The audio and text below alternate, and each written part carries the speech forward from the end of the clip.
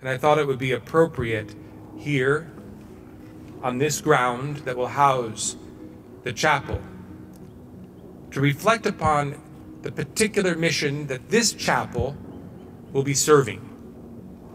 In the words of the church, to be formed in the spirit of the gospel. The interior man needs to take special and faithful care of the interior spiritual life, which opens him to an authentic relationship with Christ. The seminarian becomes docile to the action of the Spirit, which gradually molds him in the image of the Master, with the pastoral charity that flows from being servants of Christ and stewards of the mysteries of God. Nothing less than this is what will take place here, where you are currently seated. You are actually sitting right now in the space of the actual chapel. And if you look up at those balloons, that's the height of the ceiling. And of course, you came through the door that is the actual entry door. And where the dirt is here is where the altar is.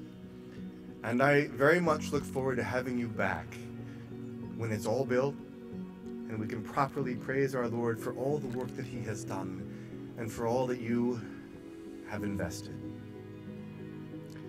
Investments. It's a curious word. Like so many words in our language, from its conception until its mature growth, it has changed so much, and it's still the same thing, but it takes on so many different connotations. In the beginning, the word investment had to do with vesture. And so when someone, a man or a woman, gave their life over to God, or even as an infant, as you did in baptism, you were given a new vesture. You were robed, clothed in the white of our Lord's grace, purity. And should you do that again, by virtue of becoming a priest or entering the religious life, you get invested. You take on a new garb that is significant and a manifestation of the fact that you gave your life away. And over the course of time, that word came to mean not simply those who gave their life away and thus were clothed anew, but all those who give their livelihood, those who invest in something, an attempt to turn, as it were, their cash into capital. In 2015, one woman, quickly joined by another, decided to give their life for a crazy endeavor to try to sanctify priests. Joined by many others over the course of time, they were invested in the very colors of our Blessed Mother, blue and white. And over the course of those 9 years, they have 9 that are there. And I don't know what the seminary would look like if they did not do that, if they hadn't given their life and invested. I don't know what this place would be, but I do not want to find out. When we began this thing, since we began this thing, 64 men have walked through the doors of St. Joseph, have donned a black cassock, which is the sign of their death to their former life, and attempting to give their life for something else, for the people of God. A green fascia, significant of the verdant pastures that shepherds lead their flocks to, is a sign and color of hope. And it's also the color of the bishop. That is to say, he's theirs. He's their little sheep trying to become shepherds. And lastly, the color of red, which laces all around their cassock as the sign of charity that any priest has to have, having the heart of Jesus himself. They got invested, and 64 men have worn that cassock in 8 years. And you invested. How many of you invested? I know every single person here.